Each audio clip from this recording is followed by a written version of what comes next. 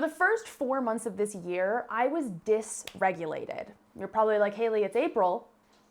It is. I only really just got out of my dysregulation like 2 weeks ago maybe, and I want to sit down and talk about it.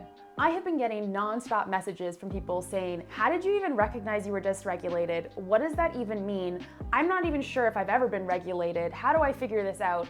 And so today's video is entirely around what are the signs of dysregulation? What even is it in the first place? How do we manage it and how do we prevent it? This is today's video. Welcome. Glad to have you here. I was crying 10 minutes before filming this. I'm not kidding, I was crying 10 minutes before this. And the reason that I mention that is because being regulated does not mean not having struggles. And we're gonna go into very deep depths of what dysregulation is, but I wanna mention that first and foremost. Hayley still struggles, but she's more regulated now. When I first started learning about dysregulation, my current therapist described it in the best way possible. She essentially said, imagine your favorite fizzy drink in a bottle. Now imagine that you shake it up as much as you can, and then you open up the lid, and the fizzy drink goes absolutely everywhere, and it nonstop is just going crazy. That is dysregulation. It is when everything inside feels unable to be managed and you're overflowing with challenges or difficulties and you're not really able to put the lid back on. So what we want to talk about is how do we avoid that lid exploding in the first place? And when it does explode, what do we do about it? So what is dysregulation and how does it interact with ADHD? So the National Library of Medicine said in a 2023 paper that reviewed 15 different studies that adult attention deficit hyperactivity disorder, aka ADHD, is characterized by inattention, hyperactivity, impulsivity, and emotional instability, all of which were linked to altered modulation of the autonomic nervous system. Now you're probably sitting here going, those were words, what do they mean? I'm gonna magic school bus your ass now and tell you what they mean. The autonomic nervous system is a component of the peripheral nervous system. It contains 3 anatomically distinct divisions: sympathetic, parasympathetic, and enteric. So the sympathetic nervous system and the parasympathetic nervous system are major subdivisions, and they're responsible for sensations of danger and safety. The sympathetic nervous system controls our fight or flight response. And I think a lot of people, when they feel dysregulated, that fight or flight response almost feels activated. And this is starting to make sense why. Let's go deeper.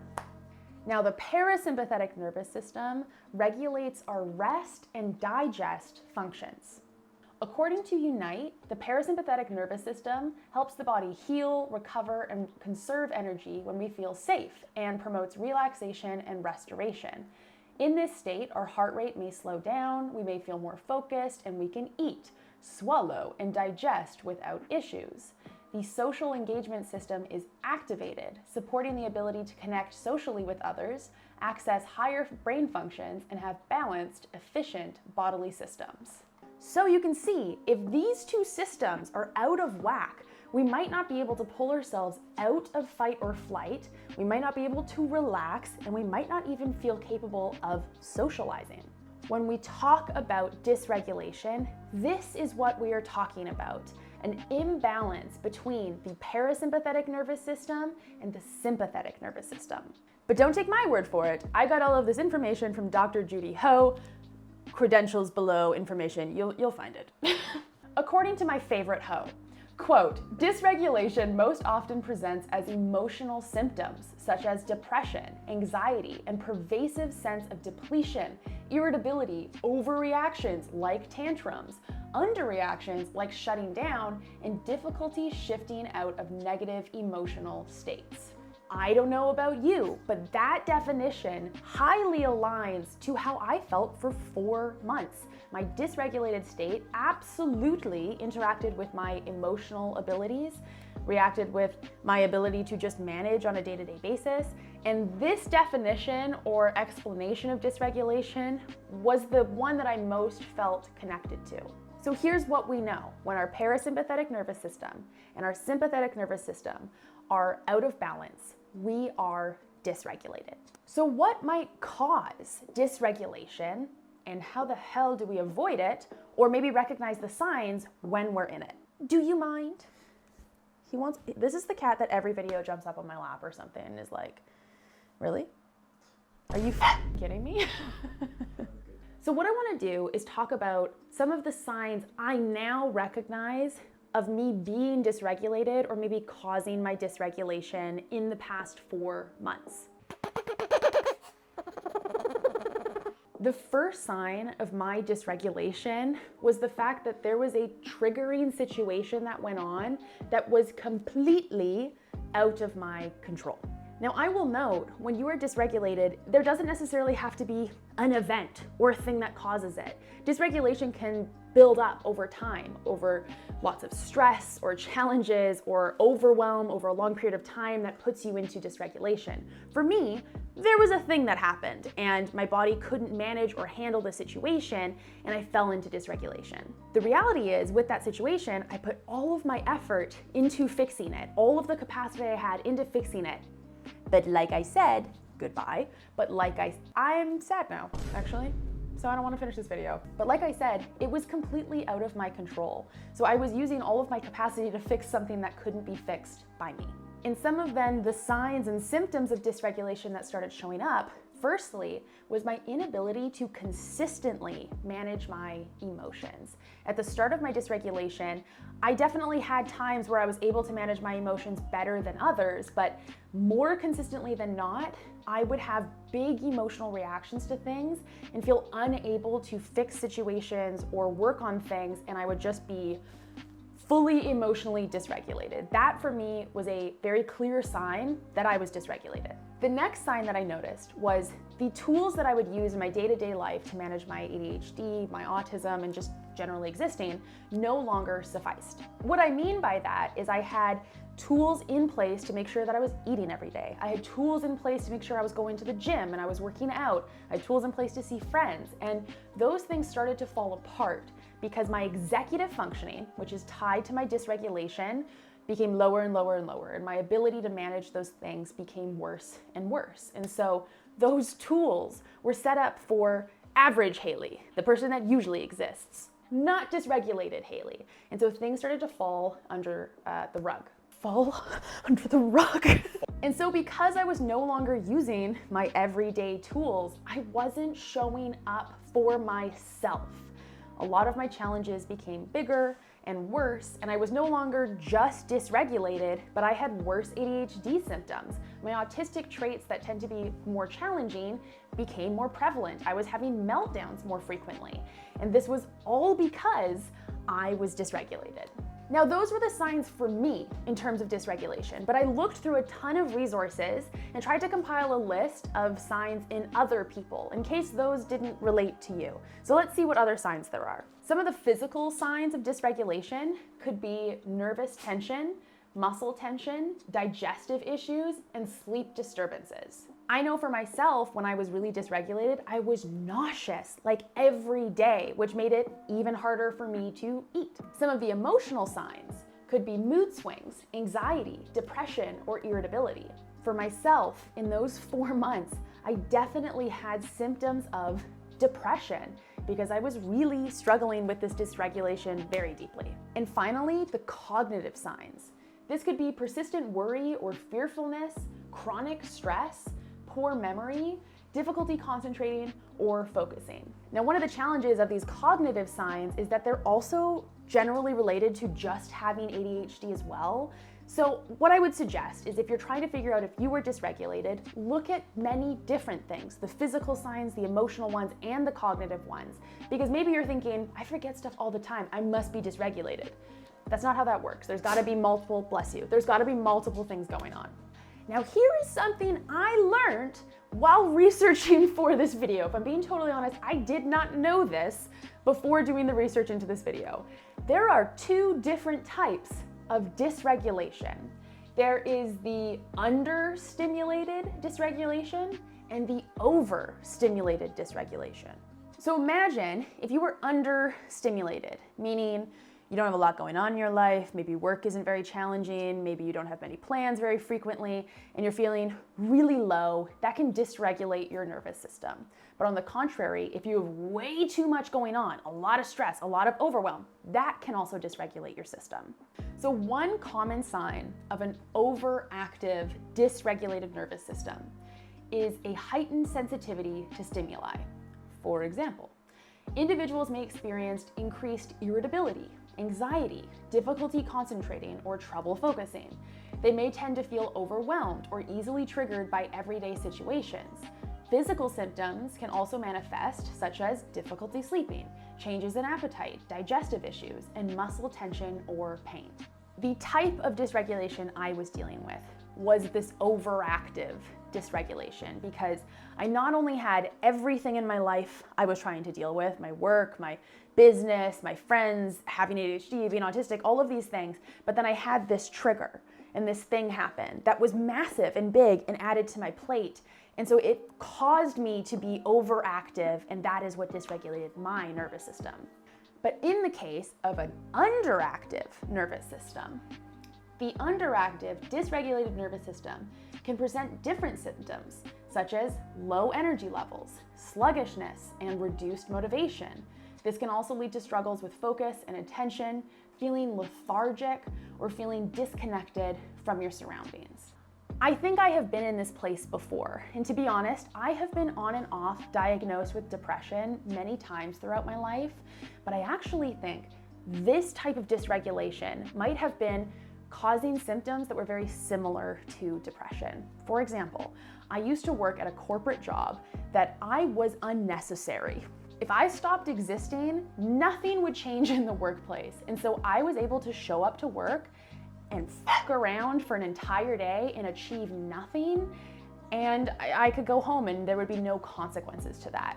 And because of that, I was not being challenged, and I definitely was in this underactive, dysregulated nervous system state, and I thought that I was depressed, and I actually went on depression meds at that time as well. But I think after a lot of reflection and looking at this, I actually think that's what was going on. Who knows? I'm not Ho. Dr. Ho. I might be a Ho, but I'm not Dr. Ho. So my challenge is for you. We're going to talk about solutions and things in a moment, but my challenge for you right now is, can you maybe pause? Can you go grab your journal or pull out your phone and go to your notes and do some reflection for yourself? Do you think that maybe you have an overactive nervous system that is now dysregulated, or an underactive nervous system that is now dysregulated? And based on all of the signs that we have talked about, which ones are present in your life? Like everything on my channel and everything I post online, it's about me, baby. It's about me. So what I want to do is talk about how I got out of my dysregulation, because that's all I know. I know nothing else. No thoughts.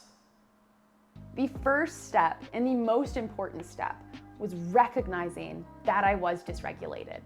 I had a session both with a coach, and then I had a session with my therapist. In those two sessions in the same week, both of them suggested, Hayley, I think your nervous system is And having that recognition then of, oh, there's something else actually going on here, allowed me to reframe my thinking, allowed me to take a step back and start to recognize, what do I need to do to support my nervous system? Not just the feelings in my body, but an actual system in my body. So step one, recognition. Step two was starting to recognize, what is my capacity in this dysregulated state? I was trying to function at this capacity I was at before I was dysregulated. And that just doesn't work. My nervous system is not functioning the same way, and so it's impossible for it to keep up with how I was functioning before. So for myself, I recognized I needed to cut a bunch of things out and focus on more important things. This comes to step three, which was prioritization. I needed to cut out the non-essential things in my life and focus on what I have talked about many times in my programs, in my courses, in my coaching, which is the 6 essentials. If you want to go in depth on what the 6 essentials are, I would suggest trying this workshop, and I will link it below. But the 6 essentials generally are your sleeping habits, your eating, your drinking of water, your hygiene, your movement, and your connection to other people. If you can get these 6 things down, your nervous system is going to be brought up. Your ability to function will be brought up. And so I needed to cut a lot of things out so that I could focus on these 6 things. You will notice that I've done almost no sponsorships in my short form content over the last 4 months because that was immediately the first thing I wanted to cut out. I don't want to deal with it. It's out of here. It's not an essential right now. It's an extra. It's gone. I also cut out some really big projects that I wanted to work on that were really big goals. I was passionate and excited about them and like really wanted to do them, but I recognized I wouldn't be able to do them to the level I wanted to. So I needed to just put them on pause and work on them later. Instead, I started focusing on the small things, such as how do I ensure food gets in my system every day consistently? How do I ensure I leave the house every day? Because at a certain point, that was really hard for me to do. How do I ensure that I have community and support? Not just my friends, not just my family, not just my partner, but outside community for enjoyment and fun. Because when you're dysregulated, it can be really easy to push out everything that makes you happy. And so in those 4 months, I joined a soccer team. Really fun, easy way for me to like get out and do things, and it brought my spirit up. Was it a little hard the first few times? Totally. But now, does it feel really good? Yes. Step 4 was recognizing what is in my control versus what is not, and putting all my focus on the things that were in my control, such as the 6 essentials, making sure that those things were fulfilled. The things that were not in my control, at a certain point in those 4 months, I had to go, pause. This isn't in my control. It's taking a lot of my energy and a lot of my effort and a lot of my happiness and joy. So I am deciding I am not giving it attention anymore. I am putting that to the side. And I did that with this big thing in my life. And it has taken a huge weight off of my shoulders by just going, not my circus, not my monkeys. Bye-bye.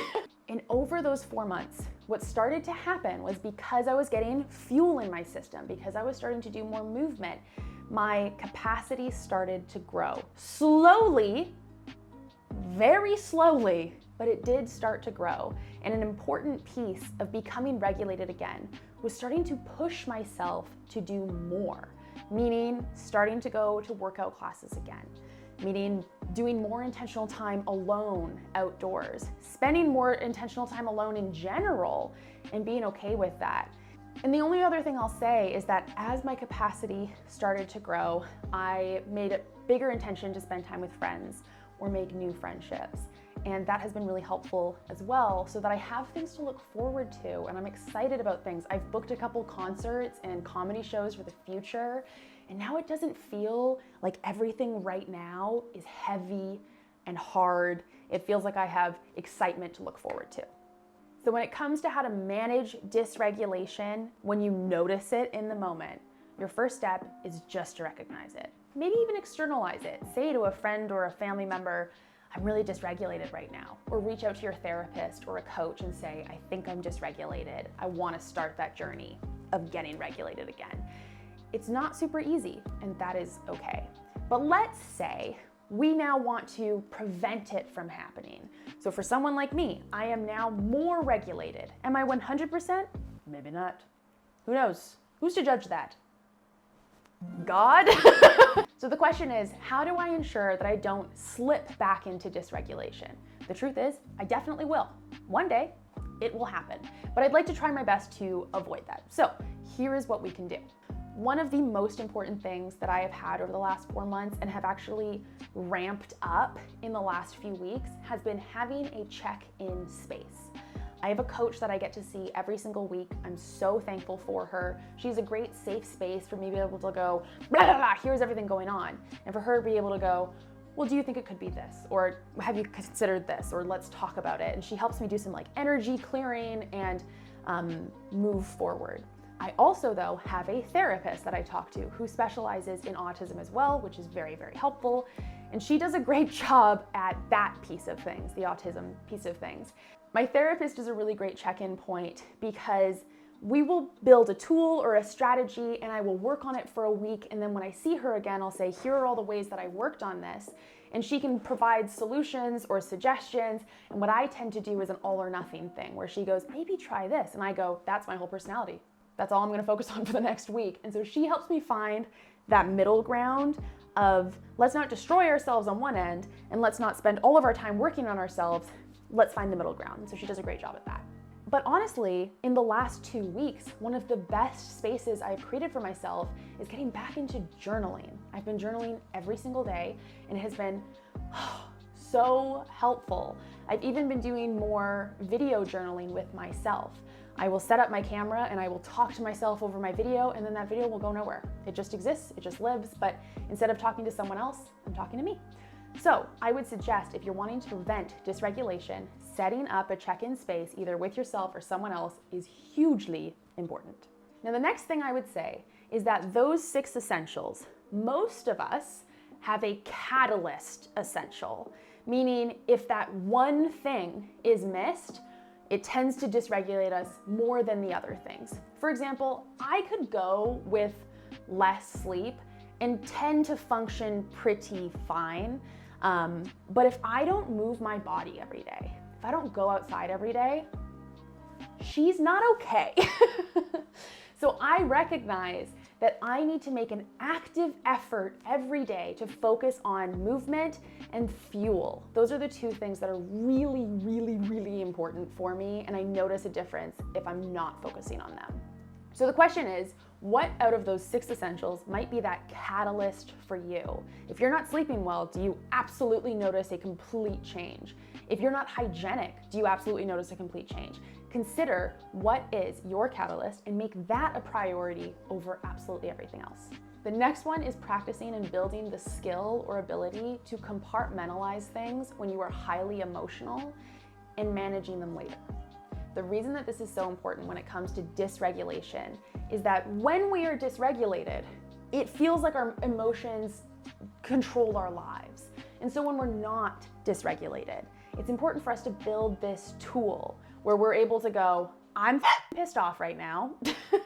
It is important for me now to pause, take a minute, and decide, you know what, the thing that's pissing me off, I will deal with later. I'm not ready to deal with it in this moment. And the idea is that when we are then dysregulated in the future, we'll have that tool to hopefully be able to lean on a little bit better. We are practicing compartmentalizing. I'm taking my pissed off, put it in a box, deal with it later. I was literally crying 2 minutes before you got here. The other thing is recognizing that when you have an off day, which is inevitable, I had one today, I'm in an off day currently, that doesn't mean that you are completely back into being dysregulated. Off days are part of the human experience. What it is an opportunity for you to manage whatever emotions or challenges are going on that day. For me, I'm a little pissy today. Not gonna lie to you. I'm for sure getting my period tomorrow, like it's happening. And so I recognize that it's okay. It's okay to have a day like this, and I'm gonna rock with it as best I can. Doesn't mean that all the progress I have made is completely ignored now. I'm still progressing. What? I'm still progressing.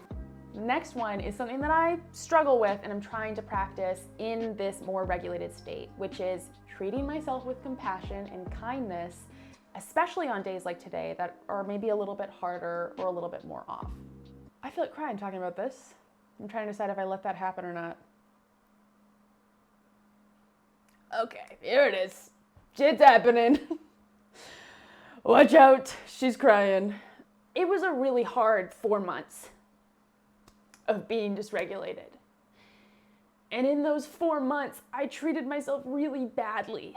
And I blamed myself for things that were not for me to be blamed.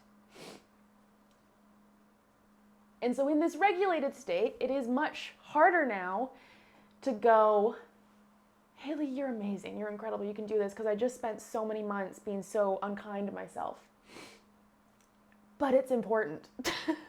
It's so important to now shift that narrative I've been telling myself for so long to a new narrative, because how you talk to yourself and how you treat yourself completely reflects how you show up in the world. I've been leaning on affirmations a lot because I don't naturally speak kind to myself. I need an outside tool to do that, and it's becoming a little bit easier. So in moments like this, where she's emotional, she's struggling, the narrative in my head might be, oh, you're weak and this is ridiculous, like suck it up, pull it together. But really, the narrative I want to be telling myself is, being emotional is beautiful. Being able to feel the highest of highs and the lowest of lows is really amazing. I'm an incredible person. I've worked really hard to be here. I am doing better and better every day, and having hard days is okay. Compassion, kindness, love. Rock on! For this second to last one, I know that neurodivergent people can struggle with this, and I myself struggle with it, which is I need to recognize that my capacity is ever changing. My capacity does not look the same on 2 days. It is always different. It is always moving and changing. Today, I recognized my capacity with filming with my brother, and I messaged him before and said, I don't want to hang out today. I just want to film. I want to get this done and be over with. I don't have the capacity to do that. And that's okay. You're allowed to have differing capacities. And so when you are in a state where you're trying to prevent dysregulation, it's being able to sit with yourself and go, I don't really know why, but I have a really low capacity today. Great. Live with it. Do it. Have a low capacity day. Take a little bath, read your little smut, but have low capacity days when you have low capacity days. Don't try to build capacity when it's not there or it's not accessible. And the final preventative measure that I can give to you in terms of avoiding dysregulation is ask for support. Ask for help when you need it. If there is a day that you are feeling particularly heavy, or you're feeling, hey, I might be starting to move towards being dysregulated, tell someone. Get support, get help. I know for myself, one of the best things I did was reaching out to a coach, reaching out to a therapist, reaching out to my friends and saying, here's what I'm going through. It feels really heavy and hard for me to carry on my own. I need others to be lifting me up at the moment. And so if you're in a state where you're thinking, maybe I'm leaving my regulated state and starting to move to dysregulation, ask for help in any way you can, whether it's on an online forum or it's to people that you know in your life. Reach out for help. So that is everything for this video. I hope what you have taken from today is, what is dysregulation? What are the signs of it? How might it look in you? And what to do about it when you're in it or when you're out of it and you're wanting to prevent it. Why am I talking so weird today? I'm not even gonna fix it. Deal with it. As always, if no one has yet told you today, I am so proud of you for putting in the work to yourself, because no one else is gonna do it. So it's pretty cool. You're doing it for yourself. Thank you for showing up. Thank you for being here. I love you, and I'll see you in the next one. Mwah. Bye.